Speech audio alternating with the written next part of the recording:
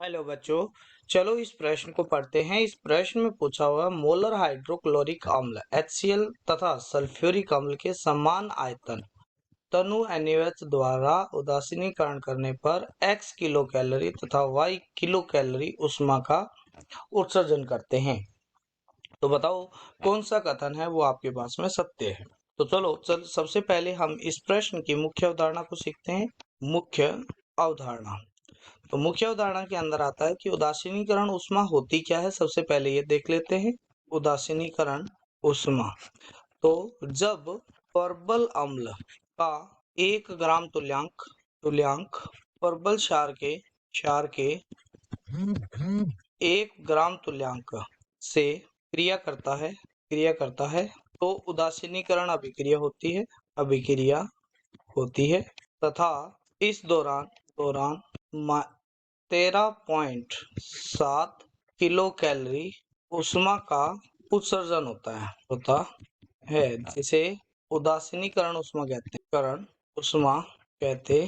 ठीक है, जैसे HCl ने इससे अभिक्रिया की, NaOH से अभिक्रिया की। ठीक है, तो यहाँ पर क्या बनेगा, NaCl बनेगा और साथ में क्या बनेगा, H2O बनेगा। तो इसका 1 ग्राम तुल्यांक, इसका क्या है, 1 मोलर है, मान लिया 1 मोलर है और इसका VML है। तो यहाँ पर इसके 1 मोलर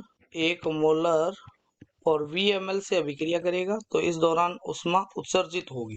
ठीक है, और वो उष्मा का उत्सर्जन होगा वो होगा -13.6 किलो कैलोरी का। ठीक है, अब यहीं पर अगर मैं अभिक्रिया H2SO4 से करवा देता हूँ तो इसके साथ में 2 NaOH की अभिक्रिया होगी और ये आपके पास में क्या बनाएगा, Na2SO4 बनाएगा और साथ में क्या बनाएगा, H2O का निर्माण करेगा। ठीक है, तो यहाँ पर ग्राम तुल्यांक कितने हो गए, 2 ग्राम तुल्यांक हो गए। तो इस दौरान जो अभिक्रिया हो, एंथैल्पी ऑफ उदासीनीकरण अभिक्रिया है वो कितनी हो जाएगी, माइनस का 2 इंटू में 13.6 किलो कैलोरी हो जाएगा पर मोल और ये भी किलो कैलोरी पर मोल है। ठीक है, तो इसका मान दिया हुआ है, जो आपके पास में प्रश्न दिया हुआ है उसमें ये दिया गया है, ये x है और ये क्या है आपके पास में y है। ठीक है, तो यहाँ पर हमारे पास में आ जाता है कि y है वो क्या हो जाएगा, 2x के बराबर हो जाएगा, क्योंकि -13.6 की जगह हम x लिख सकते हैं।